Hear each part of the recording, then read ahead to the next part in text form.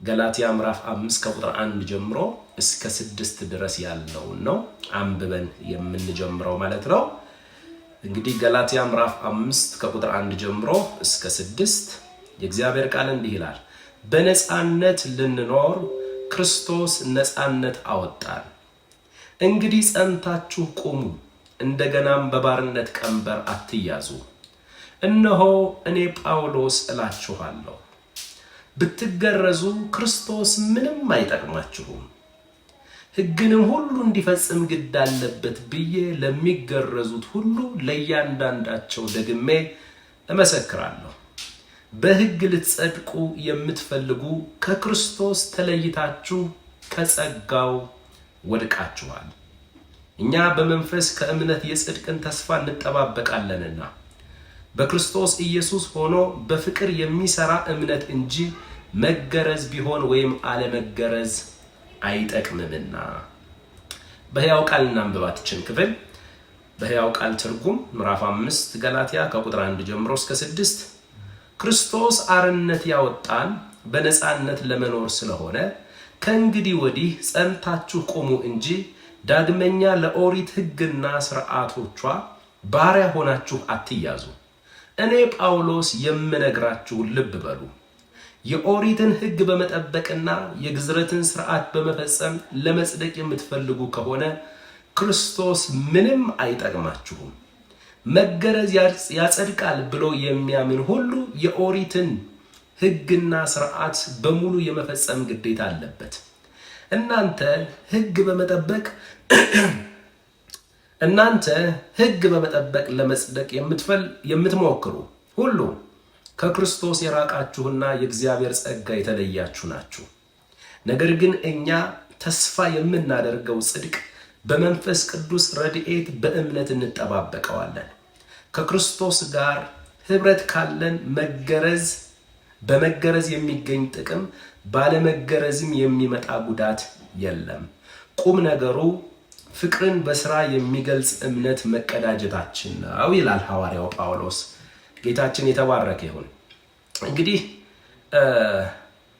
ከምዕራፍ 1 ጀምሮ እስከ ምዕራፍ 4 ድረስ የገላትያን መልእክት በምናጠናበት ጊዜ ጳውሎስ ሰው ድነትን ወይም መዳንን ለማግኘት ምን ማድረግ አለበት ለሚለው ጥያቄ ምላሽ ይሰጣል። ከምዕራፍ 1 ጀምሮ እስከ ምዕራፍ 4 ድረስ የገላትያ መልእክት ምዕራፍ 1 ጀምሮ እስከ ምዕራፍ 4 ድረስ ጳውሎስ ሰው ድነትን ወይም ደህንነትን ለማግኘት ምን ማድረግ አለበት ለሚለው ጥያቄ ምላሽ ይሰጣል። የጳውሎስ ምላሽ ወይም የጌታ ኢየሱስ ክርስቶስ ምላሽ ክርስቶስ ለኃጢአትህ እንደሞተ ብታምን እግዚአብሔር ደህንነትን እንደ ነፃ ስጦታ ይሰጥሃል። ጥፋተኛ አይደለህም ብሎ ደግሞ ጽድቅህን ያረጋግጥልሃል፣ ያውጅልሃል። ነገር ግን ድነትን ለማግኘት መፈጸም የሚኖርብህ ተግባር ወይም መጠበቅ የሚኖርብህ ሕግ እንደሌለ ሐዋርያው ጳውሎስ ያረጋግጣል። ይህ ደግሞ የሃይማኖተኛውን ዓለም የሚያስቆጣና የሚያስደነግጥ መልእክት ነው። እንግዲህ ከምዕራፍ 1 ጀምሮ እስከ ምዕራፍ 4 ድረስ ሐዋርያው ጳውሎስ ታስታውሱ ከሆነ እኛም በምናጠናበት ጊዜ በተደጋጋሚ የሚናገረው በተደጋጋሚ የሚሞግተው ሰው በኢየሱስ ክርስቶስ የቤዛነት ሥራ በተፈጸመችው ማዳን በኢየሱስ ክርስቶስ ሞትና ትንሣኤ ብቻ ቢያምን በእግዚአብሔር ዘንድ ተቀባይነትን ማግኘት ይችላል። ሰው ሃይማኖታዊ ሥርዓትን በመፈጸምና ሕግጋትን በመጠበቅ በአምላክ ፊት ተቀባይነትን ሊያገኝ አይችልም የሚለውን የጳውሎስን አስተምህሮ መሰረት ያደረገ ነው ክርስትና። ነገር ግን ሃይማኖተኞች ደግሞ ጳውሎስን በመቃወም የጳውሎስንም አስተምህሮ በመቃወም በቅዱሳን ላይ ኮንፊውዥን ፈጥረዋል። እነርሱ ከገላትያ ከአሕዛብ ዓለም የመጡ ክርስቲያኖች ፈጽሞ ቀጥታ መጽደቅ አይቻልም፣ መጀመሪያ ከመጽደቃችሁ በፊት ሕግንና ሥርዓትን መፈጸም አለባችሁ፣ ወደ ሕግና ሥርዓቱ ለመምጣት ደግሞ የመገረዝ ሥርዓትን መፈጸም አለባችሁ ብሎ ነው የሚያውቋቸው። ነገር ግን በገላትያ ምዕራፍ 2 ቁጥር 16 ላይ የገላትያ መልእክት ሴንትራል ቨርስ አለች። ገላትያ ምዕራፍ 2 ቁጥር 16 ላይ እንዲህ ይላል፣ ነገር ግን ሰው በኢየሱስ ክርስቶስ በማመን እንዲጸድቅ እንጂ በሕግ ሥራ እንዳይሆን አውቀን ሥጋን የለበሰ ሁሉ በሕግ ሥራ ስለማይጸድቅ እኛ ራሳችን ሲል ሕጉን እንኳን የተቀበልነው እኛ ራሳችን ሕጉን እንኳን እስራኤልን ወክሎ ነው ሕጉን እንኳን የተቀበልነው እኛ ራሳችን በሕግ ሥራ ሳይሆን በክርስቶስ እምነት እንጸድቅ ዘንድ በክርስቶስ ኢየሱስ አምነናል። አይደለም ከአሕዛብ ዓለም የመጣ ሰው ገና ወደ ሕግ ቀንበር ገብቶ ሕጉን ለመፈጸም ተፍጨርጭሮ ነውና ሕግ የተሰጠን እኛ ተወልደን ያደግንበት ሕግጋትን ለመፈጸም ተምረን ከነ ገማልያል እግር ስር ቁጭ ብለን ተምረን ቀናተኛ አይሁድ ሆነን አድገን እንኳን ያልተሰጣቸው አሕዛብ ነውና እኛ ተሰጠን የምንለው እስራኤላዊ እንኳን በሕግ ሥራ ሳይሆን በክርስቶስ እምነት እንጸድቅ ዘንድ በክርስቶስ ኢየሱስ አምነናል። ቁጥር 20 ከክርስቶስ ጋር ተሰቅያለሁ፣ እኔም አሁን ሕያው ሆኜ አልኖርም፣ ክርስቶስ ግን በእኔ ይኖራል። አሁንም የምኖርበት ኑሮ በወደደኝና ስለ እኔ ራሱን በሰጠው በእግዚአብሔር ልጅ ላይ ባለ እምነት የምኖረው ነው። ቁጥር 21 ልብ በሉ፣ የእግዚአብሔርን ጸጋ አልጥልም። ምክንያቱም ሃይማኖተኛው ዓለም ጥቃት ማድረስ የሚፈልገው የእግዚአብሔር ጸጋ፣ የዳንበት ጸጋ፣ ከዘላለም ጥፋት ያመለጥንበት ጸጋ ላይ ነው። ጸጋ ካለ ትምክህት ሁሉ ከንቱ ይገባል። ጸጋ ካለ የሃይማኖት ሥራ ሁሉ ከንቱ ይሆናል። ጸጋ ካለ እኔ ጽድቄ ብለን የምንቆጥራቸው ነገሮች ሁሉ የግርጣቢ ጉድፍ ይሆናሉ፣ ሐዋርያው ጳውሎስ እንዳለው ማለት ነው። ስለዚህ የእግዚአብሔርን ጸጋ አልጥልም። ሃይማኖተኞች ሁልጊዜም የእግዚአብሔርን ጸጋ ማስጣል ነው የሚፈልጉት። የዳናችሁት በምንድን ነው? በእግዚአብሔር ጸጋ። ያመለጣችሁት በምንድን ነው? በእግዚአብሔር ጸጋ። የእግዚአብሔር ልጆች የሆናችሁት በምንድን ነው? በእግዚአብሔር ጸጋ። ተጀምሮ እስከሚያልቅ ድረስ የኛ ነገር በምንድን ነው? በጸጋ። ይህንን ቋንቋ ሃይማኖተኛው ዓለም አይፈልገው። ጸጋ ራሱ ለሃይማኖተኛው ዓለምና ለሃይማኖተኛ ሰዎች ፈጽሞ የማይመች ቋንቋ ነው። ስለዚህ የእግዚአብሔርን ጸጋ አልጥልም። ጽድቅስ በሕግ በኩል ከሆነ እንኪያስ ክርስቶስ በከንቱ ሞተ ይለናል ሐዋርያው ጳውሎስ። ይህንን ሐሳብ ነው ምዕራፍ 5 ላይ የሚያመጣው። በመገረዝ ሕግጋትን በመፈጸም እንጸድቃለን ብላችሁ የምታስቡ ክርስቶስ ምንም አይጠቅማችሁ ነው እያለ ያለው። ሕግና ጸጋ አብረው የሚሄዱ አይደሉም። ሙሴና ክርስቶስ አብረው የሚሄዱ አይደሉም። የዛሬ ሳምንት ተማምረናል። ተራራህን ለይ፣ እናትህን ለይ፣ ስርዓትህን ለይ። ምክንያቱም እኛ የነጻይቱ ሴት ልጆች እንጂ የባሪያይቱ ልጆች አይደለንም። ባሪያ የሚወልደው ባሪያ ነው፣ ባሪያ ደግሞ አይወርስም። አጋር ሁልጊዜም ሕግን የምትወክል ናት። ሲና ተራራ ላይ ለእስራኤል ሕዝብ በሙሴ አማካኝነት የተሰጠችውን ሕግን የምትወክል ናት። ሕግ ደግሞ ፈጽሞ ሰውን ባሪያ ያደርጋል እንጂ ሊያወርስ አይችልም። አጋር ብሉይ ኪዳንን የምትወክል ናት። ጸጋ ደግሞ ሳራ ደግሞ ጸጋን፣ አዲስ ኪዳንን፣ ጎልጎታ ተራራን የምትወክል ናት። ስለዚህ አንደኛ ተራራችሁን ለዩ። ከሲና ነህ ወይስ ከጎልጎታ? እናታችሁን ለዩ። ከአጋር ከባሪያይቱ ነው የተወለዳችሁት ወይስ ከሳራ ከነጻይቱና ከሕጋዊቱ ሴት ነው የተወለዳችሁት? ከሕግ ቀንበር በታች ነው መኖር የምትፈልጉት ወይስ በጸጋ የሕይወት ስርዓት ነው የምትመላለሱት? ይሄን ነበረ በባለፈው የተከታተልነው። ስለዚህ የእግዚአብሔርን ጸጋ አልጥልም፣ የዳንኩበትን ጸጋ አልጥልም፣ ያመለጥኩበትን ጸጋ አልጥልም። ለምን? ጽድቅስ በሕግ በኩል ከሆነ እንኪያስ ክርስቶስ በከንቱ ሞተ። አያችሁ፣ በሕግም ጭምር በስራዬም ጭምር በራሴ ነገር ጭምር ነው የምጸድቀው የሚለው የትኛውም ሃይማኖታዊ የኢየሱስ ክርስቶስን ሞት ከንቱ እያደረገ ነው። ኢየሱስ በከንቱ ነው የሞትከው እያለ ነው። ስለዚህ የእግዚአብሔርን ጸጋ አልጥልም፣ ጽድቅስ በሕግ በኩል ከሆነ እንኪያስ ክርስቶስ በከንቱ ሞተ። ምዕራፍ 3 ከቁጥር 6 ጀምሮ እንግዲህ አብርሃም በእግዚአብሔር አመነና ጽድቅ ሆኖ ተቆጠረለት። ሰራ የሚል ቃል የለም። አብርሃም በእምነት የጸደቀው የሙሴ ሕግ ከመሰጠቱ ከ430 ዓመት በፊት ነው። ስለዚህ ጽድቅ የሚገኘው በሙሴ በኩል በመጣችው ሕግ ሳይሆን የኦሪት ሕግና ስርዓት ሳይሆን አስቀድሞ የኦሪት ሕግና ስርዓት ከመሰጠቱ ከ430 ዓመት በፊት የእምነት አባት የተባለው አብርሃም ሕግ በሌለበት ነው የጸደቀው። ጽድቅ ከሕግ ጋር የሚገናኝ አይደለም። አብርሃም በእምነት ከጸደቀ ከ430 ዓመት በፊት የተሰጠው ሕግ ሰውን ፈጽሞ ሊያጸድቅ አይችልም።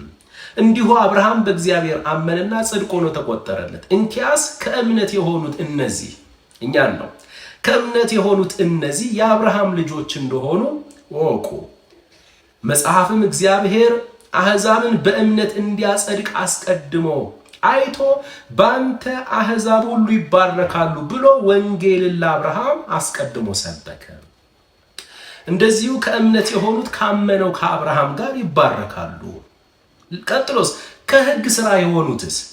ከሕግ ሥራ ማለት ሕግጋትን በመፈጸም እንጸድቃለን ብለው የሚያስቡትስ? ከሕግ ሥራ የሆኑት ሁሉ በእርግማን በታች ናቸውና በሕግ መጽሐፍ በተጻፉት ሁሉ ጸንቶ የማይኖር የማያደርግም ሁሉ የተረገመ ነው ተብሎ ተጽፏልና ጻድቅ በእምነት ይኖራል ተብሏልና ማንም በእግዚአብሔር ፊት በሕግ እንዳይጸድቅ ግልጥ ነው፣ የተረጋገጠ ነው። ሕግም ከእምነት አይደለም፣ ነገር ግን የሚያደርገው ቢኖር እያለ ይቀጥላል። ስለዚህ ሰው ፈጽሞ ሃይማኖታዊ ስርዓትን በመፈጸምና ሕግጋትን በመጠበቅ በአምላክ ፊት ተቀባይነትን ሊያገኝ እንደማይችል፣ ታዲያ በእግዚአብሔር ፊት ሰው መጽደቅ የሚችለው በምንድን ነው ሲል ምዕራፍ 1 ጀምሮ እስከ ምዕራፍ 4 ድረስ እየዘረዘረ ያለው ሐዋርያው ጳውሎስ ሰው በእግዚአብሔር ፊት ስጋን የለበሰ ሁሉ በእግዚአብሔር ፊት ተቀባይነትን ማግኘት የሚችለው ሃይማኖታዊ ስርዓትንና ሕግጋትን በመፈጸም ሳይሆን በክርስቶስ ኢየሱስ የቤዛነት ሥራ በማመን ብቻና ብቻ ነው። በኢየሱስ ክርስቶስ ሞትና ትንሣኤ አንዴ ለዘላለም የቀረበ መስዋዕት አለ። በእርሱ መስዋዕትነት ላይ መታመን ከጀመረ እምነቱን ከጣለ ያ ሰው በአምላክ ፊት ተቀባይነትን ያገኛል፣ ጽድቅ ይቆጠርለታል፣ እግዚአብሔርም ጻድቅ ነህ ብሎ ይመሰክርለታል ማለት ነው። ስለዚህ ከምዕራፍ 1 ጀምሮ እስከ ምዕራፍ 4 ድረስ ሰው ድነትን ወይም ደህንነትን ለማግኘት ምን ማድረግ አለበት ለሚለው ጥያቄ ሐዋርያው ጳውሎስ በምዕራፎቹ ምላሽ ይሰጣል። ምላሹም ደግሞ ክርስቶስ ለኃጢአትህ እንደሞተ ብታምን እግዚአብሔር መዳንን ወይም ድነትን በነፃ ወይም እንደ ነፃ ስጦታ አድርጎ ይሰጥሃል። ጥፋተኛ አይደለህም ጻድቅ ነህ ብሎ ደግሞ ያውጅልሃል።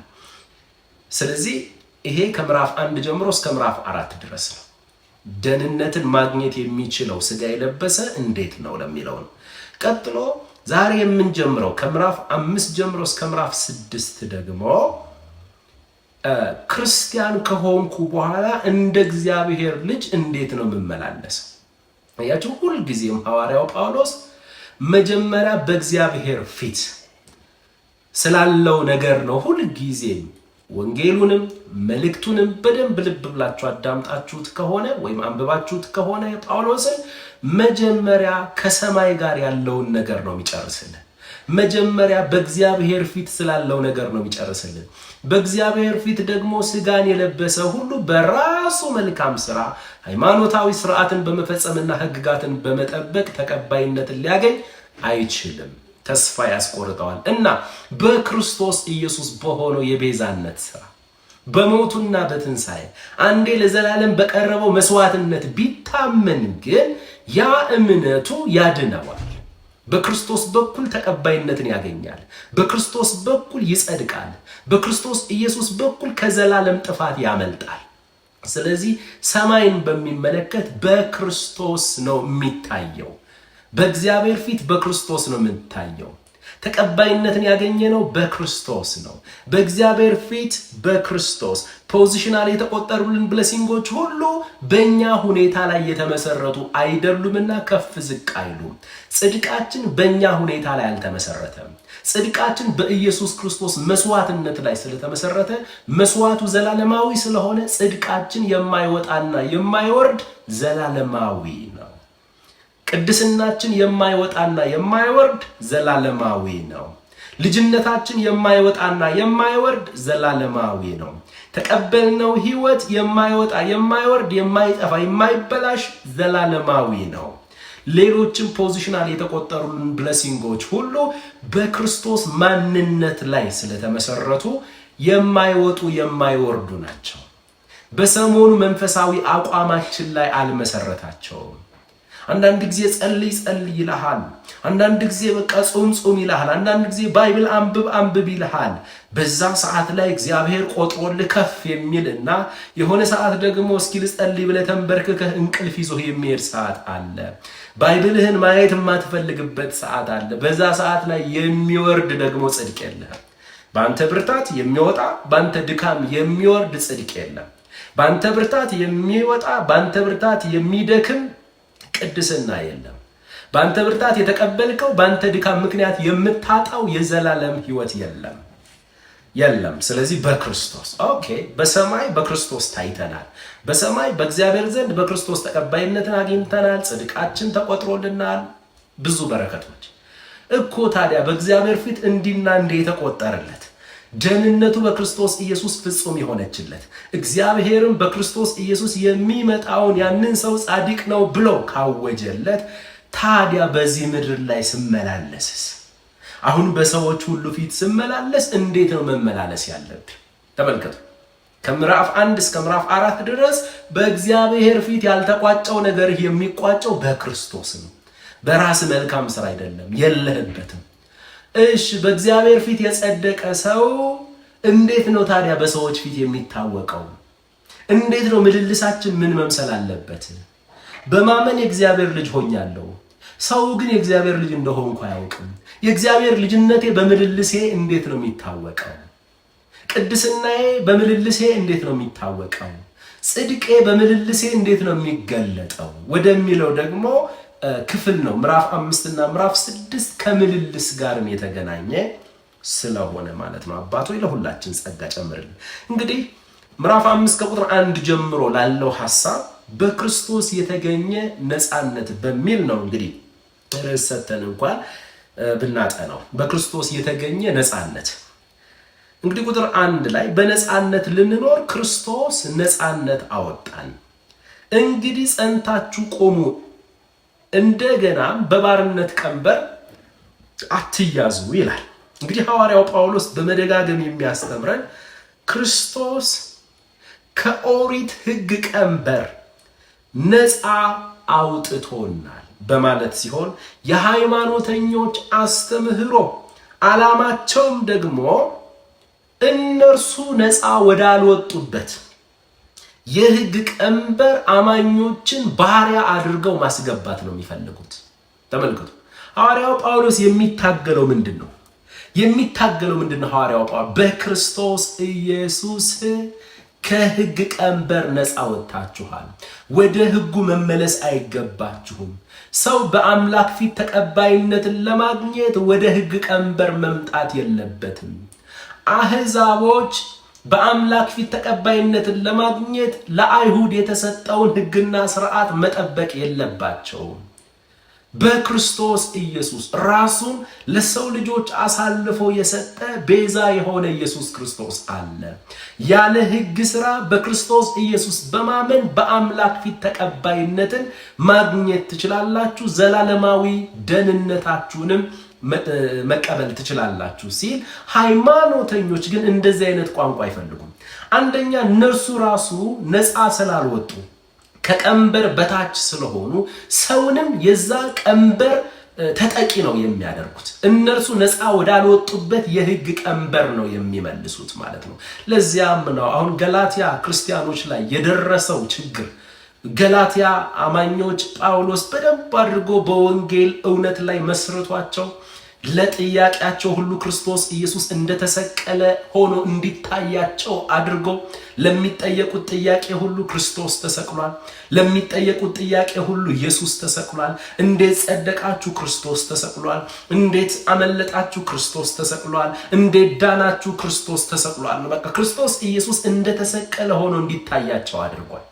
ምን ማለት ነው? ለየትኛው መንፈሳዊ ነገር ምላሹ የተሰቀለው ክርስቶስ እንደሆነ አስተምሯቸው በዚህ እውነት መስርቷቸው ለወንጌል ሚሽን ወደ ሌላ ቦታ በሚሄድበት ጊዜ የጳውሎስን እግር መውጣቱን ተከትለው እግር በእግር ተከትለው የገቡ የስተት አስተማሪዎች ፈጽሞ ጳውሎስ በጸጋ ብቻ ነው የሚዳነው የሚላችሁ እናንተ አሕዛብ ስለሆናችሁ ሊያስደስታችሁ ፈልገው እንጂ ፈጽሞ ነገሩ እንደዚያ አይደለም። ስለዚህ ምንድነው ማድረግ ያለባችሁ? መጀመሪያ የመገረዝ ስነ ስርዓትን መፈጸም አለባችሁ።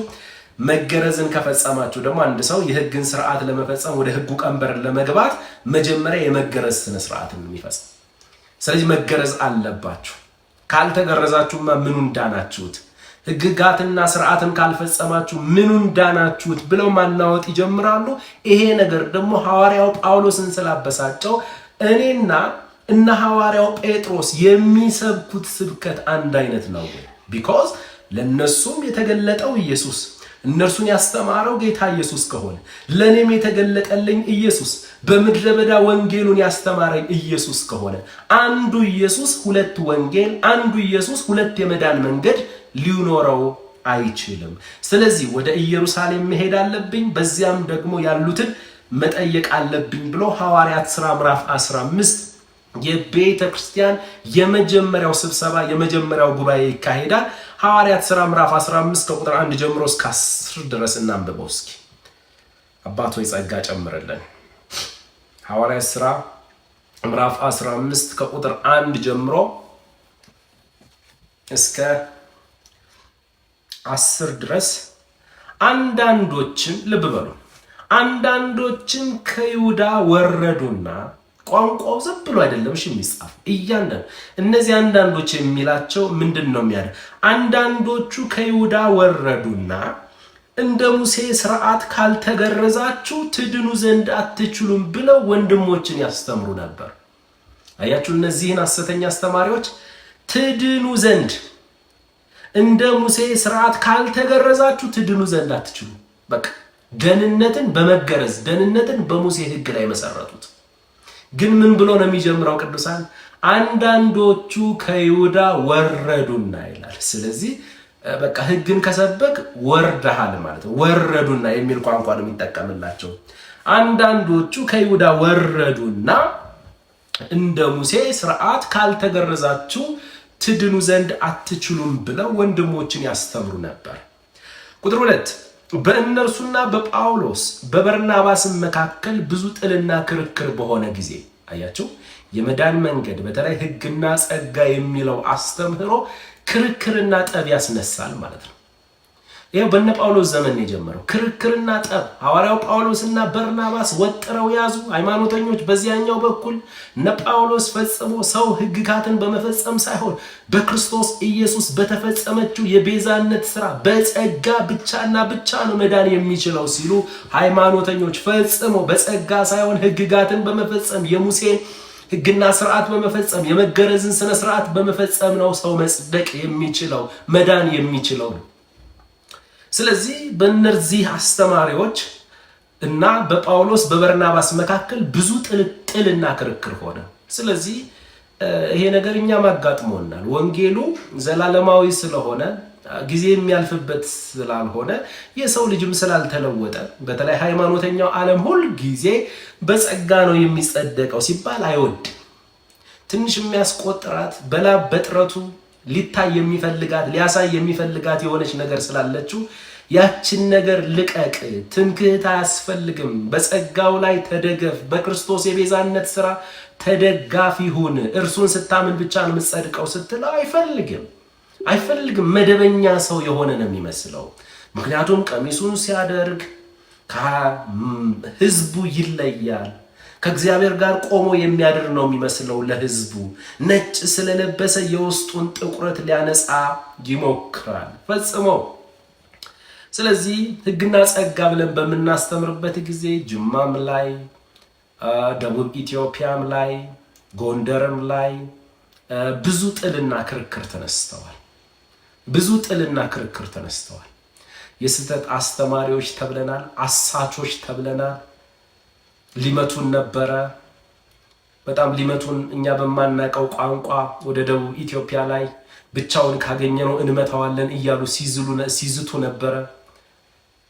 ተመልከቱ ቅዱሳን፣ የተለያየ አይነት ነገር ይደርስባል። ግን ለወንጌል እውነት፣ ለዳንበት እውነት ፈጽሞ ወደኋላ ማፈግፈግ የሚባል ነገር የለም። ፈጽሞ ማይኩን እነሱ ሊይዙት ይችላሉ። መድረኩ የነሱ ሊሆን ይችላል። ከጊዜ በኋላ ግን የሚያሸንፈው የእግዚአብሔር እውነት ብቻ ነው። እኛ አይደለንም የምናሸንፈው። በእኛና በእነርሱ መካከል የሆነ ጠል አይደለም። በእውነትና በሐሰት መካከል የሆነ ክርክር ስለሆነ ሐሰት ለጊዜው ተደማጭነት ያገኛል፣ ግን ቀጣይነት አይኖረውም። የእግዚአብሔር እውነት ግን ሁልጊዜም አሸናፊ ሆና ትቀጥላለች። ስለዚህ ሕግና ጸጋ ብላችሁ በምትማማሩበት ጊዜ ወይም በምታስተምሩበት ጊዜ ያስተማራችሁም ያላችሁ ወንድሞቼ ካላችሁ ትገለላላችሁ፣ ትሰደባላችሁ፣ ሊመቷችሁ ይችላል፣ በስማችሁ ላይ ሌላ ስም ይወጣባችኋል፣ የሐሰት አስተማሪ ትባላላችሁ፣ ጸጋ እያሉ ወጣቱን ኃጢአት ለማስለመድ ነው ይሏችኋል። እንደዚህ ካልተባላችሁ እንዲያውም የጸጋ አስተማሪም አይደላችሁም። የነ ጳውሎስን ወንጌል ከያዝን እንደዚህ ለመባል ግድ ስለሆነ፣ ስለዚህ አንዳንዶች ከይሁዳ ወረዱና እንደ ሙሴ ሥርዓት ካልተገረዛችሁ ትድኑ ዘንድ አትችሉም ብለው ወንድሞችን ያስተምሩ ነበር። ታሪኩን በደንብ እናየው። ቁጥር 2 በእነርሱና በጳውሎስ በበርናባስም በሐሰተኛ አስተማሪዎችና በእውነተኛ አስተማሪዎች በሕግ አስተማሪዎችና በጸጋ አስተማሪዎች መካከል ብዙ ጥልና ክርክር በሆነ ጊዜ፣ ስለዚህ ክርክር ጳውሎስና በርናባስ ከነርሱም አንዳንዶች ሌሎች ሰዎች ወደ ሐዋርያት፣ ወደ ሽማግሌዎች ወደ ኢየሩሳሌም ይወጡ ዘንድ ተቆረጠ። ነገሩ እንደዚህ ነው ወይ? ኢየሩሳሌም ላይ ያለችው ቤተክርስቲያን ሽማግሌዎችና ሐዋርያት ምንድነው የሚያምኑት የሚያስተምሩት የሚለውን ነገር ለማጣራት ወደ ኢየሩሳሌም ተቆረጠ። ቁጥር 3 ቤተ ክርስቲያኑ በመንገድ እየረዳቸው እነርሱ የአሕዛብን መመለስ እየተረኩ በፊንቄና በሰማርያ አለፉ። ወንድሞችንም ሁሉ እጅግ ደስ አሰኟቸው። ቁጥር 4 ወደ ኢየሩሳሌምም በደረሱ ጊዜ ቤተ ክርስቲያንና ሐዋርያት ሽማግሌዎችም ተቀበሏቸው። እግዚአብሔርም ከእነርሱ ጋር ያደረገውን ሁሉ አወሩና ጳውሎስ። ቁጥር 5 ተመልከቱ። ከፈሪሳውያን ወገን ግን ያመኑቱ አንዳንዶች ተነስተው፣ እነዚህ እኮ አምነናል ብለው ቸርች የመጡ ናቸው። በጥባጩ ውጭ አይደለም ያለው ቅዱሳን። አሁንም ድረስ ሕግ ስርዓት መኖር አለበት የሚለው እኮ ውጭ ያለው አይደለም እኮ። ቤተክርስቲያን መድረክ ላይ የሚቆሙ ሰዎች እኮ ናቸው አደጋውን የሚፈጥሩት እኮ። ብዙ ጥቃት የሚያደርሱት እኮ መድረክ ላይ የቆመው የሕግ ነገር ያልወጣላቸው የጸጋውን አስተምህሮ በደንብ ያልተረዱ ሰዎች በወጣቱ ላይ በሕዝቡ ላይ ጥቃት እየፈጸሙ ነው። ከምንም በላይ በእግዚአብሔር እውነት ላይ ጥቃት እየፈጸሙ ነው። ስለዚህ ቁጥር 5 ተመልከቱ። ከፈሪሳውያን ወገን፣ ከሃይማኖተኞች ወገን። ለምንድነው ገላትያ መልእክት በደንብ የሚረዳን መሰላችሁ? አብዛኞቻችን የኢትዮጵያ አማኞች ባክግራውንዳችን የመጣንበት ሃይማኖት የኦሪት እምነት ተከታይ ስለሆነች የሕጉ ነገር አቀንቀኝ ስለሆነች ብሉይ ኪዳናዊ ስለሆነች ከልጅነታችን ጀምሮ ያስገባችብን ያንን የብሉይ ኪዳን ዕውቀት ነው፣ ያንን የሕጉን ዕውቀት ነው። ስለዚህ ወደ ቤተ ክርስቲያንም ስንመጣ ደና አስተማሪ የጸጋ አስተማሪ ካላገኘንና ቁጭ ብለን የእግዚአብሔርን እውነት ካልተማርን የሕጉ ነገር ከኛ ሊወጣ አይችልም። ስለዚህ በዛው መረዳታችን ባልተለወጠ መረዳታችን መድረክ ላይ እንቆማለን። ሕግና ጸጋን እያደባለቅን፣ ሙሴና ክርስቶስን እያደባለቅን፣ ብሉይ ኪዳንንና አዲስ ኪዳንን እያደባለቅን ለሕዝቡ ምግብ አይባል የማያሳድግ ቡሌ እንሰጠዋለን ማለት ነው። ሶሪ ለዚህ ቃል የማያሳድግ ምግብ ይሆናል። በየቤተ ክርስቲያኑ የሚሰበከው ስብከት በቃ ወይ ሕጉ ነው ወይ ብሉይ ኪዳናዊ ነው። ብሉይ ኪዳንን እንኳን ወደ ክርስቶስ ተርጉመው ወደ አካሉ አምጥተው አይደለም እንደወረደ ብሉይ ኪዳንን ለቤተ ክርስቲያን ይሰብካሉ። ፈጽሞ ሕጉ ለቤተ ክርስቲያን አይሰበክም። ፈጽሞ ሕጉ ለእስራኤል ሕዝብ የተሰጠ ነው። ለእስራኤል ሕዝብ የሚሰበክ ነው። በምኩራብ ነው የሚሰበከው። ጸጋ ለቤተ ክርስቲያን የተሰጠ ነው። በቤተ ክርስቲያን ውስጥ የሚሰበክ ነው። ክርስቶስ ማለት እኮ ክርስቶስ ማለት ነው። ስለዚህ ሙሴ ያልወጣላቸው ሕጉና ጸጋ ያለየላቸው መድረክ ላይ የሚቆሙ ሰዎች ኢትዮጵያ ላይ እንግዲህ ሁላችንም ስለምናውቀው ነው። እሺ ሁላችንም ስለምናውቀው ብዙ አስተማሪዎች ለምን እንደሆነ አላውቅም ከኳየር ነው የሚወጡት። ሁሉም ሰው ከኳየር ነው የሚወጣው። ኳየር አንዳንድ ጊዜ ጸጋ ማጣሪያ ነው እንደ እላለሁ። የትኛውን ምስት ያስተር ኳየር ውስጥ ነው የሚወጣው። ኳየር ውስጥ ነው የሚወጣው። ኳየር ውስጥ ነው የሚወጣው። ስለዚህ ኳየር ላይ ደግሞ ብዙ ነገር ተምረህ ቁጭ ብለህ እግዚአብሔርን እውነት ይዘህ ራይትሊ ዲቫይድ አድርገህ እግዚአብሔርን እውነት ተረድተህ ለማስረዳት ሳይሆን ስዘምር ነበረ። በዛው መንፈስ እንደ ዝም ብለህ መጽሐፉን እያገላበጥክ ስብከት ጀመርክ። በዛው ይሄ ልጅ ግን ቢሰብክ አይሻልም ይባልና መድረክ ላይ ይወጣል። አይደለም። አንዳንዱ የቤተ ክርስቲያን ጥበቃ ይሆናል። ችግር የለም። የጥበቃ አገልግሎት ወይም ደግሞ የጥበቃ ስራው የተከበረ ነው። ችግር የለም። ግን ጥበቃ ይሆንና እዛ ቁጭ ይላል። ወንጌላውያን አይመጡም፣ ፓስተሮችም የሉም፣ የቤተክርስቲያን ሽማግሌዎችም በዛ ሰዓት አይመጡም። ስለዚህ ደህንነት መማር ፈልጋለሁ ብሎ የሆነ ሰው ሲመጣ ደህንነት ማን ያስተምረው?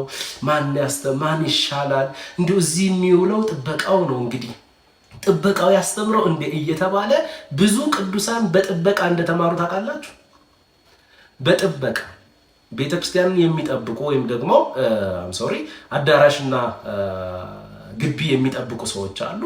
ያንን የሚጠብቁ ሰዎች ነው ያስተማሯቸው። ብዙ ሰዎች ምን እንዳስተማሯቸው እግዚአብሔር ያውቃል። በመቀጠል አንዳንዱ መድረክ ላይ የሚቆም ሰውን ያስታውሳለሁ። የግል ህይወቱን ያለፈበትን ታሪክ በደርግ ዘመን እኛ ተገርፈን ተወግረን ጎንደር ላይ አማኝ አልነበረም፣ እኛ ብቻ ነበርን አማኝ።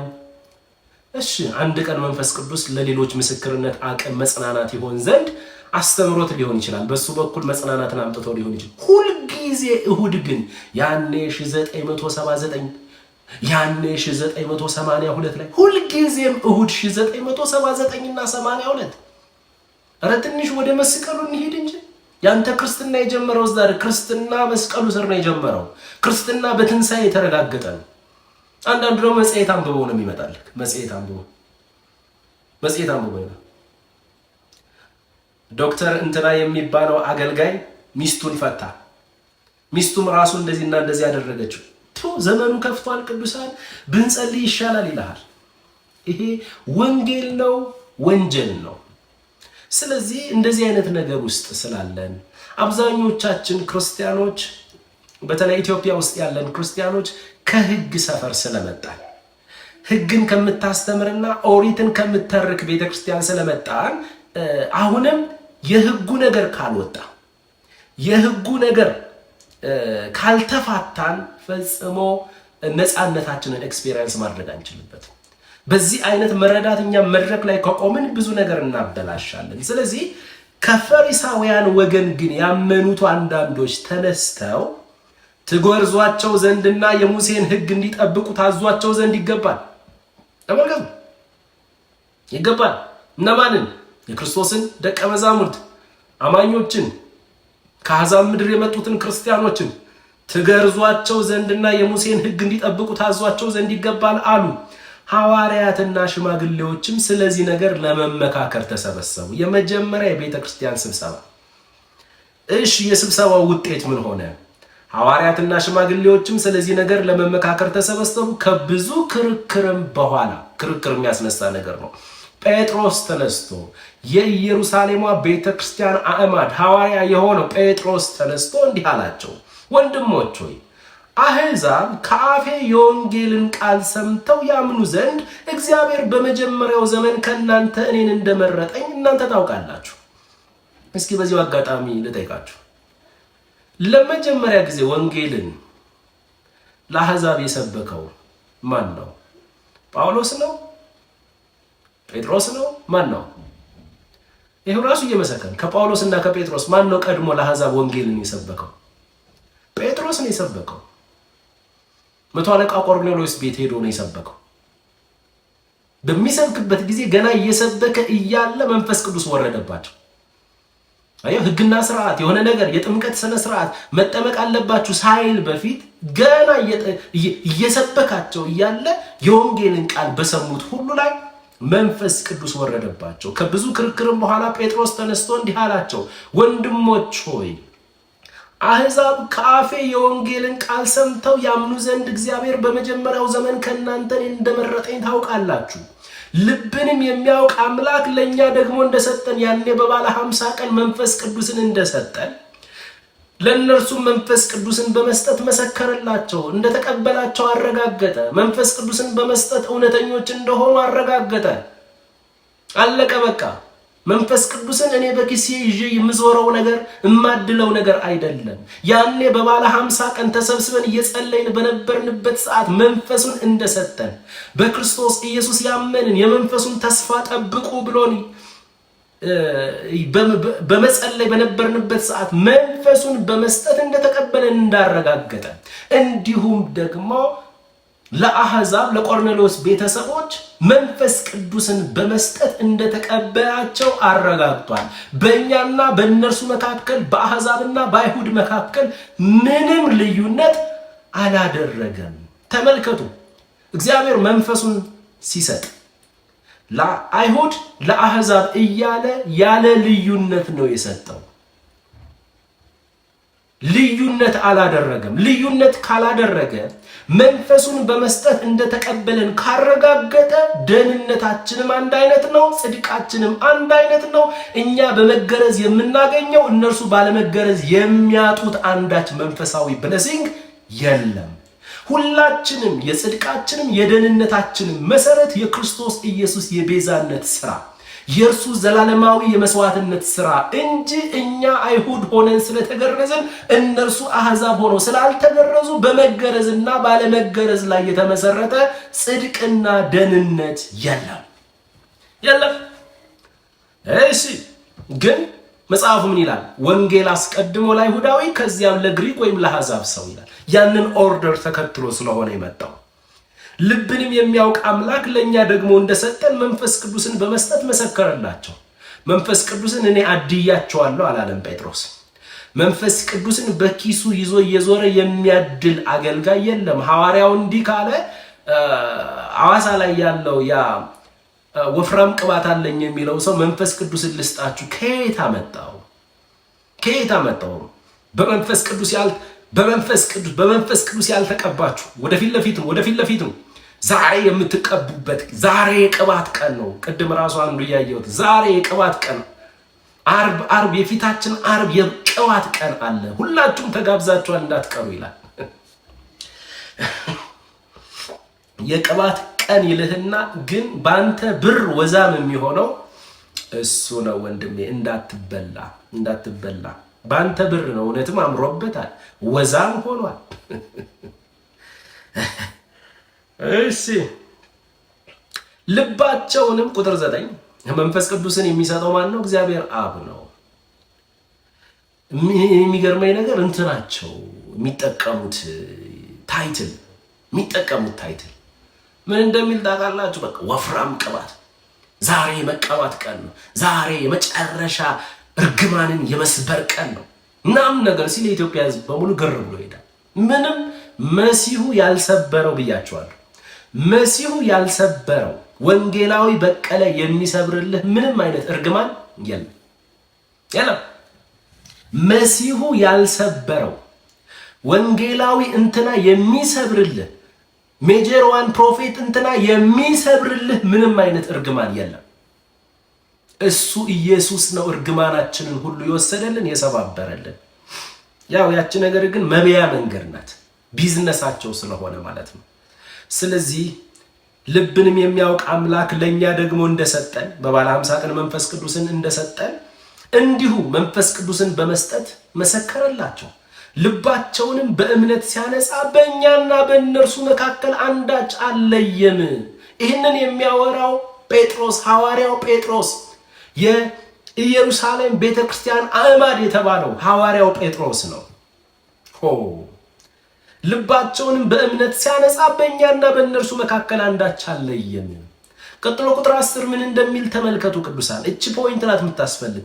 እንግዲህ አባቶቻችንና እኛ ልንሸከመው ያልቻልነውን ቀንበር በደቀ መዛሙርት ጫንቃ ላይ በመጫን እግዚአብሔርን አሁን ስለምን ትፈታተኑታላችሁ?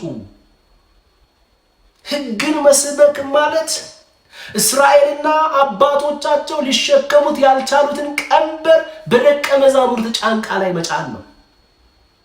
ሕግን መስበክ እግዚአብሔርን መፈታተን ነው ቅዱሳን። ሕግን ከሰበክ እግዚአብሔርን እየተፈታተንከው ነው።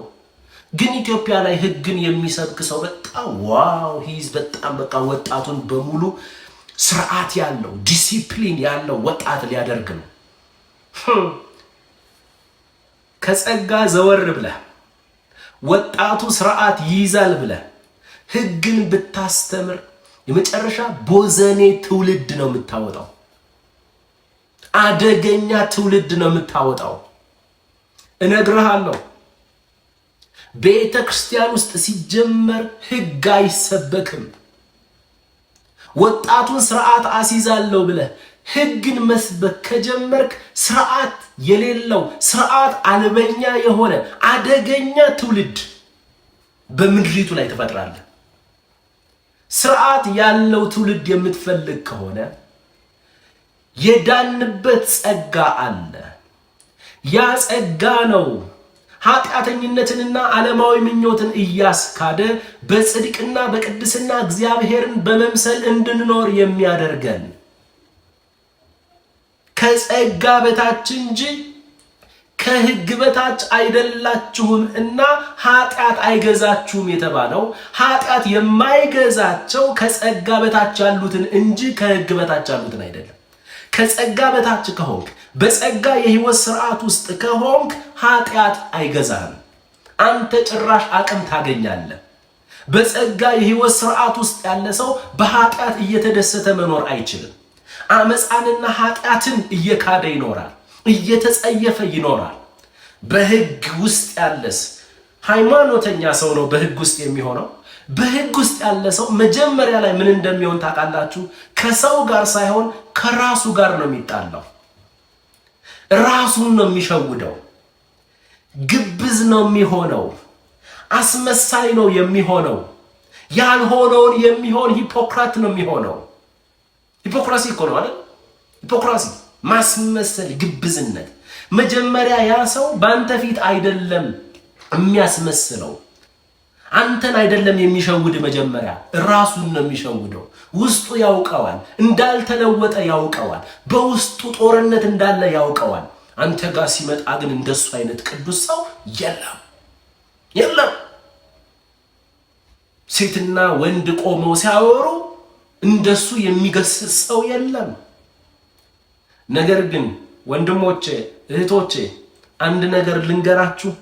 ሴቶች እህቶቻችንን ይዞብን የሚጠፋው እንደዚህ አይነት ሰው ግብስ ነፃ አይደል እንደ ኢየሱስ በቃ ራስህን ሆነ ቀር ኃጢአተኛ ነህ። የጸደቅከው በኢየሱስ ክርስቶስ የቤዛነት ሥራ፣ የደህንነት መሰረትህ የክርስቶስ የቤዛነት ሥራ በጸጋው ነው። የኔ የሆነ ታሪክ የለኝም፣ የኔ ብዬ የማስቆጥረው ነገር የለኝም። አለቀ። ለዛ ነው ጴጥሮስ ጌታ በመርከቡ በጀልባው ገብቶ ተአምር ሲያ ጌታ ሆይ እኔ ኃጢአተኛ ነኝ እባክህ ውረድልኝ አለው። በቃ ከኃጢአተኛ ሰው ጋር ምን ትሰራለህ? ምን ትሰራለህ? እንደዚህ በቃ ልብህን ንጹህ አድርገህ በጣም ሕግ የሚል ሰው አደገኛ ሰው ነው። ሕግ የሚል ሰው የመጨረሻ ኃጢአተኛው በኃጢአት ልምምድ ውስጥ ሆኖ ለሰው አይናገርም እንጂ ብቻውን የሚታገል በውስጡ ስንት ጦርነት ያለበት ሰው እንደዚህ አይነት ሰው ግን አንተ ፊት ሲመጣ በልብሱ፣ በስታይሉ፣ በሰላምታው ይሸውዳል፣ በልሳኑ ይሸውዳል። እቺ መከረኛ ልሳን አለች። ገና ፕሮግራም ሲጀመር ኪቦርዱ ገና ሲነካካ ብሎ የሚጮህ ሰው ማለት ነው። እሱ ሰውዬ መንፈስ ቅዱስ በኪቦርድ ድምፅ አይነካህም ፈጽሞ አይነካ። ኪቦርድ ሰማይ ቤት አለ እንዴ? የለም።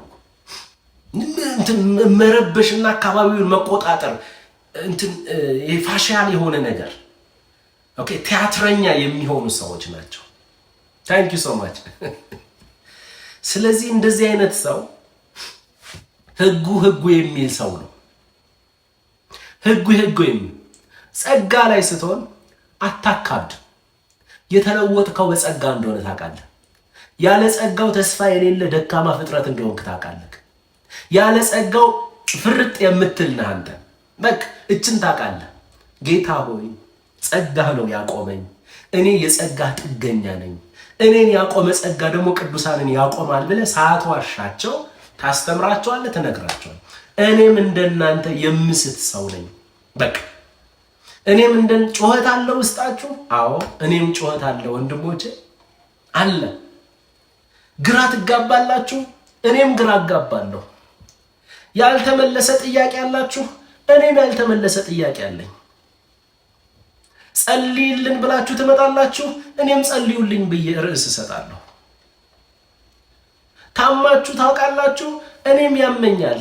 ይኸው ዛሬም ጉንፋን አሞኛል።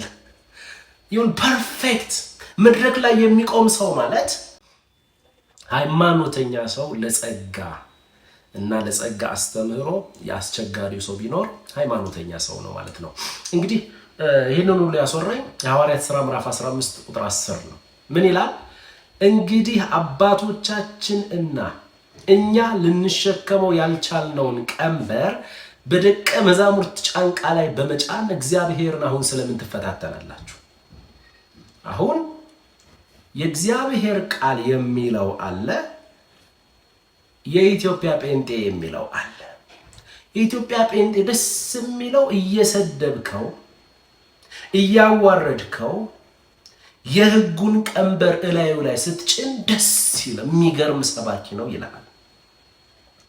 አይ ጸጋ የዳነው በጸጋ የህይወት ለውጣችንን በዚያው በዳንበት ጸጋ ነው። የኛ መፍጨርጨር ምንም አይነት ቫልዩ የለውም። ፈቃድ፣ ስሜት፣ ዕውቀታችንን ለመንፈስ ቅዱስ አሳልፈን መስጠት አለብን። ለመለወጥ ያለን ጉጉት ጥሩ ሆኖ ሳለ መንገዱ ግን ትክክል አይደለም። አንድ ሰው ለመለወጥ ጉጉት ሊኖረው ይችላል። ይሄ ትልቅ የሆነ ነገር ነው። ያንን ፍላጎት ግን መንፈስ ቅዱስ በእርሱ ሲያመጣው አንተ ፈጽመው ብሎ ሳይሆን መፈለግንም ማድረግንም በእኛ ውስጥ የሚያመጣው እግዚአብሔር እንደሆነ እንዳትረሱ። ፍላጎቱን ከሰጠን ቀጥሎ ወደ ድርጊቱ ሊሄድ ነው እና ፈቃድ፣ ስሜት፣ ዕውቀታችን ለእርሱ አሳልፈን መስጠት አለብን። ስለዚህ ጽድቃችን፣ ደህንነታችን የተመሰረተው በእግዚአብሔር ጸጋ እንደሆነው ሁሉ የህይወት ለውጣችን፣ የቅድስና የህይወት ምልልሳችንም በዚያው በዳንበት ጸጋና በውስጣችን በሚኖረው በመንፈስ ቅዱስ ኃይል የተመሰረተ ነው። ነገር ግን ህግን የሚያስተምር ሰው ሃይማኖተኛው ዓለም ይወደዋል። ህግን የሚያስተምር ሰው ስለ ጸጋ ትክክለኛ መረዳት የሌለው ሰው ይወደዋል። ህግን አስተምሮ ወጣቱን ዲሲፕሊንድ ማድረግ ያስባል። ነገር ግን ህግ ሲሰበክ በዚህ ቃል መሰረት እስራኤላውያንና አባቶቻቸው ያልቻሉትን ቀንበር በደቀ መዛሙርት ላይ መጫን ነው። ህግን መስበክ በዚሁ ቃል መሰረት እግዚአብሔርን ደስ ማሰኘት ሳይሆን እግዚአብሔርን መፈታተን ነው። ህግ የሚሰብኩ ሰዎች እግዚአብሔርን ደስ እያሰኙ ሳይሆን እግዚአብሔርን እየተፈታተኑ ነው። በዚህ ቋንቋ መሰረት እግዚአብሔር ደስ የሚለው ምን ሲሰበክ ነው? ጸጋ ልጁ ሲሰበክ ነው። ከልጁ ውጭ ሌላ ነገር እንዲሰበክ አይፈልግም።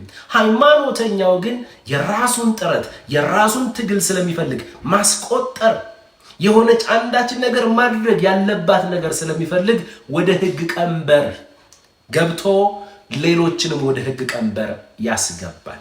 ስለዚህ በቤተ ክርስቲያን ህግ የሚሰበክ ከሆነ ኃጢአት አቅም ያገኛል። ለምን? የሞት መውጊያው ኃጢአት ነው፣ የኃጢአት ኃይል ደግሞ ህግ ነው ተብሎ ተጽፏል። አንደኛ ቆሮንቶስ ምዕራፍ 15 ከቁጥር 54 በኋላ የሞት መውጊያው ኃጢአት ነው። ሞት አንተ የሚወጋው በኃጢአት በኩል ነው። የኃጢአት ኃይሉ ደግሞ ኃጢአትን የሚያቀጣጥለው ቤንዚኑ ኃይሉ ደግሞ የሙሴ ሕግ ነው። ለዚያ ነው ሕግ ከተሰበከ ኃጢአት አቅም ያገኛል፣ ይቀጣጠላል። አንተ በኃጢአት የህይወት ስርዓት ውስጥ ትወድቃለህ። ስለዚህ በየቤተ ክርስቲያኑ መሰበክ ያለበት የጌታ ጸጋና ጸጋ ብቻ ነው። አንደኛ ቆሮንቶስ ምዕራፍ 15 ቁጥር 56 የሞት መውጊያው ኃጢአት ነው፣ የኃጢአትን ሕግ ኃይል ደግሞ ሕግ ነው አለ። ኃጢአት ኃይል የሚያገኘው በሕግ በኩል ነው፣ በሙሴ ሕግ በኩል ነው። ስለዚህ መሰበክ ያለበት ለደህንነትም ይሁን ለህይወት ለውጥም ጸጋው ሙሉ ሆኖ ነው የመጣው። የሕግ እርዳታ የሚያስፈልገው ጸጋ አልመጣም። የኔና የናንተ የጥረት እገዛ የሚያስፈልገው ጸጋ አልመጣም። ኢየሱስ ክርስቶስ ሲመጣ ጸጋና እውነትን ተሞልቶ ነው የመጣው። እኛም ከሙላቱ ተቀብለን በጸጋ ላይ ጸጋ ተሰጥቶናል እንጂ በጸጋ ላይ ሕግ ተሰጥቶናል አይልም። ቁጥር 11 ጴጥሮስ ምን አለ? እንግዲህ አባቶቻችንና እኛ ልንሸከመው ያልቻልነውን ቀንበር በደቀ መዛሙርት ጫንቃ ላይ በመጫን እግዚአብሔርን አሁን ስለምን ትፈታተኑታላችሁ ካለ በኋላ ቁጥር 11 ነገር ግን በጌታ በኢየሱስ ክርስቶስ ጸጋ፣ ተመልከቱ፣ በጌታ በኢየሱስ ክርስቶስ ጸጋ እንደነርሱ ደግሞ እንደ አሕዛቦች እንድን ዘንድ እናምናለን። በቃ እኛም የምንድነው አሕዛብም የሚድኑት በክርስቶስ በኩል በተገለጠው ጸጋ ብቻና ብቻ ነው። እናመሰግናለን። ግሬስን ምን ይለዋል? the undeserved favor and mercy ነው የሚለው። undeserved favor and mercy። ስለዚህ በዚህ ጸጋ ምህረት በተሞላ ጸጋ undeserved በሆነ ፌቨር በዚህ እውነት ላይ ነው ደህንነታችን የተመሰረተው፣ ፈጽሞ በሕግ አይደለም። ሕግማ እስራኤላውያንና አባቶቻቸው ሊሸከሙት ያልቻሉት ቀንበር ነው አለ እኮ ጴጥሮስ።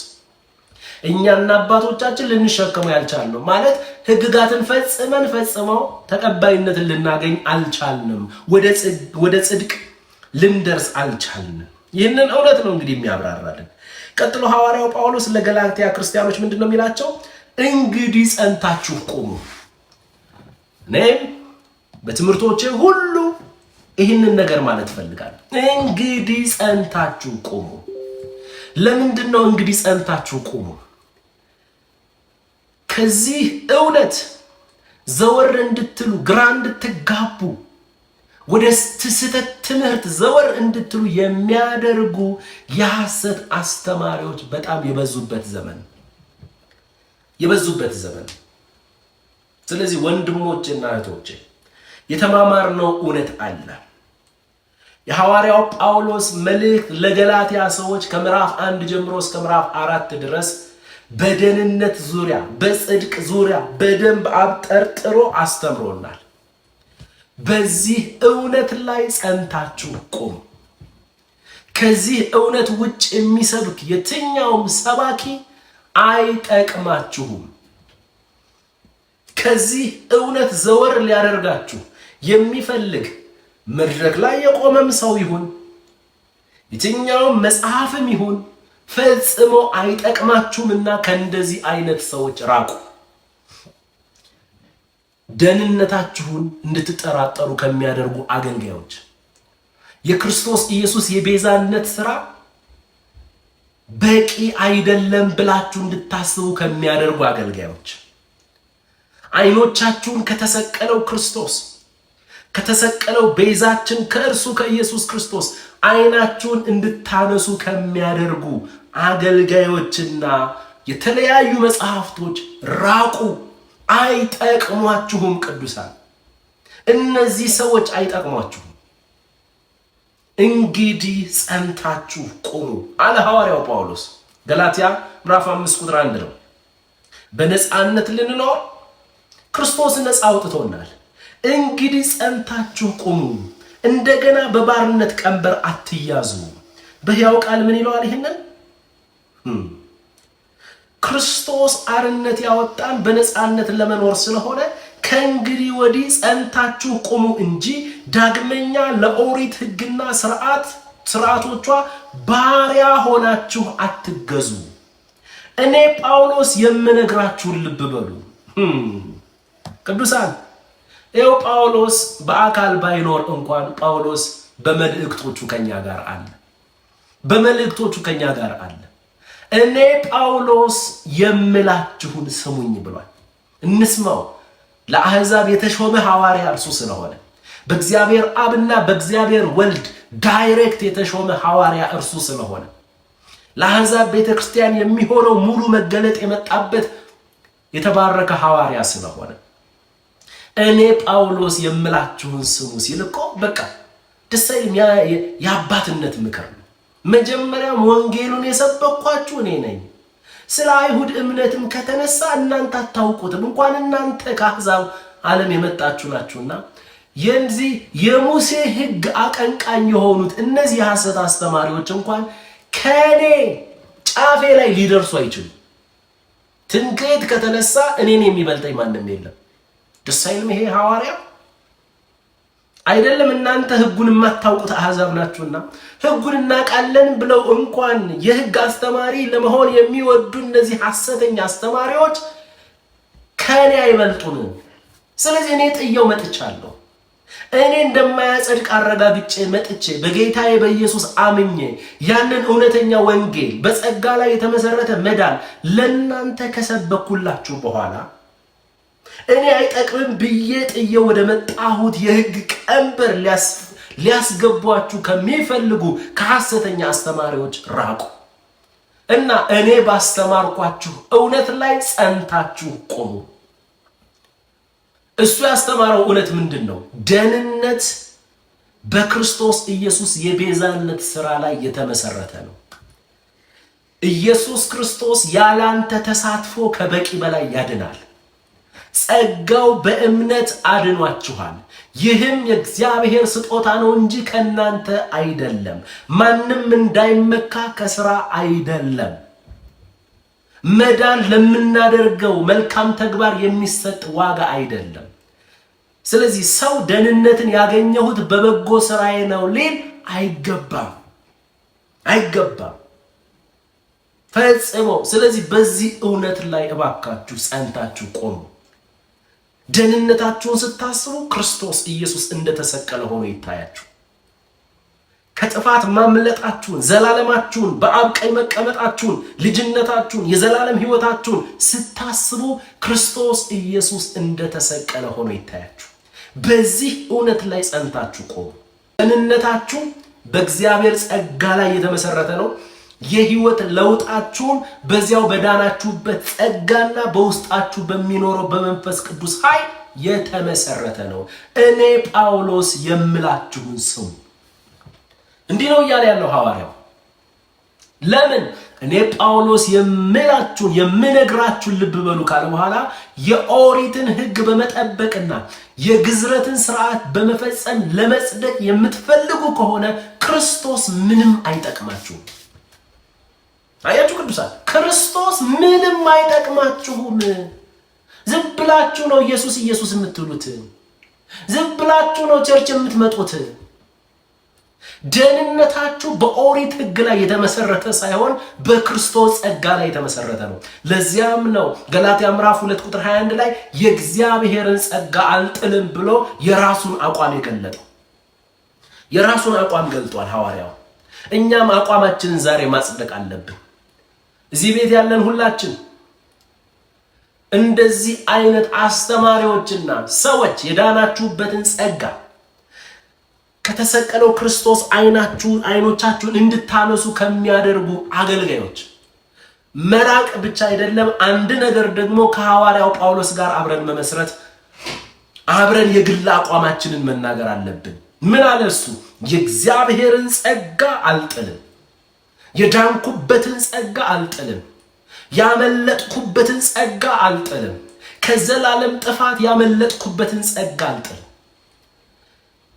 ሙት ነበርኩኝ፣ ከሙታን ሰፈር የወጣሁበትን ሕያውነት ያገኘሁበትን የእግዚአብሔርን ጸጋ አልጥልም። የትንሣኤ ሕይወት ተካፍዬ በእግዚአብሔር ቀኝ የተቀመጥኩበትን ጸጋ አልጥልም። የእግዚአብሔር ልጅ ወራሽ ልጅ ሆኜ የእግዚአብሔር ተወዳጅ ልጅ ሆንኩበትን ጸጋ አልጥልም። የማይጠፋ የማይበላሽ የዘላለምን ሕይወት ያገኘሁበትን ጸጋ አልጥልም። የጸደቅኩበትን ጸጋ አልጥልም። ለምን? ጽድቅ በሕግ ነው ብለው የሚሰብኩ ሰዎች አሉ። እንደዛ ከሆነ ጽድቅስ በሕግ ከሆነ እንኪያስ ክርስቶስ በከንቱ ሞተ እያሉ ነው። ለእኔ ግን ክርስቶስ በከንቱ አልሞተም። ስለዚህ የዳንኩበትን ጸጋ አልጥልም። ለእኛ ግን ክርስቶስ በከንቱ አልሞተም። ከዘላለም ጥፋት ያመለጥንበትን ጸጋ እንጥል። ማን ነው ያለው? ሐዋርያው ጳውሎስ እንዲህ ብሎናል። እኔ ጳውሎስ የምነግራችሁን ስሙ ብሏል። ማንንም አንሰማም። የትኛው መድረክ ላይ የሚቆመው ሰው የሐዋርያው ጳውሎስ የሚነግረንን ነገር ይዞ ካልመጣ አንቀበለው። እኔንም እንዳትቀበሉኝ ሐዋርያው ጳውሎስ ያስተማረውን እውነት ይዤ ወደ እናንተ ካልመጣው አትቀበሉ፣ እንዳትቀበሉ። ማንንም ሰው አናስተናግድም። እኔ ጳውሎስ ነው ያለው። እኔ ጳውሎስ የምነግራችሁን ስሙ። እሺ እንሰማሃለን፣ ሐዋርያው እንሰማሃለን። የኦሪትን ሕግ በመጠበቅና የግዝረት ስርዓትን በመፈጸም ለመጽደቅ የምትፈልጉ ከሆነ ክርስቶስ ምንም አይጠቅማችሁም። ኧረ ጌታ ሆይ ጸጋ ጨምርልን። እንደ ሐዋርያው ጳውሎስ ከእርሱ እንደሚማር ሰው ለአሕዛብ ሐዋርያ አድርገን እንደ ሾምከው በዚህ በሾምከውን በኩል በገለጥከው እውነት ተመስርተንና ተደላድለን እንኖራለን። ስለዚህ ሐዋርያው ዛሬ የሚለንን ልብ ብላችኋል። ሐዋርያው የሚያስተምራችሁን ልብ ብላችኋል። እኔ ጳውሎስ የምነግራችሁን ስሙ ብሏል። አለበለዚያ ጳውሎስን አልሰማም ማለት ክርስቶስ ምንም አይጠቅምህም። ጳውሎስን አልሰማም የሚል ሰው አይ ፓስተር እንትና ነው የምሰማው፣ ፓስተር እንትና ምን አለ፣ አይ ከሐዋርያው ጳውሎስ የሚለይ አዲስ አስተምሮ ይዞ መጥቷል፣ በቃ እኩል ይሆናል፣ ክርስቶስ አይጠቅምህም።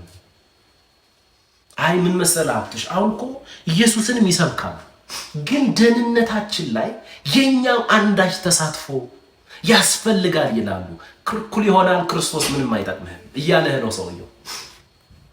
ገና ሲገባ እኮ ጸጋውን ነው የሚሰብከው። ጸጋውንማ ይሰብክልሃል። ምክንያቱም ኢየሱስ ብቻ ነው እውነት እውነት እላችኋለሁ ብሎ የሚያስተምረው። ሰይጣን ሲመጣ እኮ ውሸት ውሸት እልሃለሁ አይልህም። አለበለዚያማ ትነቃበታለህ። እውነት የሚመስል ነገር ያመጣና ውሸት ያስገባበታል። ስለዚህ እውነት ውሸት እላችኋለሁ ብሎ ነው የሚሰብከው። አይ ጸጋን ያስተምራሉ የምትላቸው ሰዎች ቀጥሎ ለደህንነታችን ለህይወት ለውጣችን አንዳችኛ ተሳትፎ ያስፈልጋል ካሉ እኩል ይሆናል፣ ክርስቶስ አይጠቅምህም እያሉ ነው። ክርስቶስ በከንቱ ነው የሞተ ነው ስብከታቸው። ከእንደዚህ አይነት ሰዎች ጋር ህብረት የለንም። ሐዋርያው ጳውሎስን ሰምተናል። ደህንነታችን የተመሰረተው በእግዚአብሔር ጸጋ ነው። የህይወት ምልልሳችንም የተመሰረተው በዚያው በዳንበት ጸጋና በውስጣችን በሚኖረው የመንፈስ ቅዱስ ኃይል ነው ማለት ነው። ራሳችንን ለዚህ እውነት አሳልፈን እንሰጣለን። በዚህ እውነት ላይም ጸንተን እንቆማለን ማለት ነው። የሚቀጥለውን ደግሞ ኔክስት ላይ እንመለከታለን። ከእግዚአብሔር ከአባታችን ከጌታም ከኢየሱስ ክርስቶስ ብዙ ጸጋ፣ ብዙ ሰላም፣ ብዙ ምሕረት ለሁላችን ይሁን። አሜን።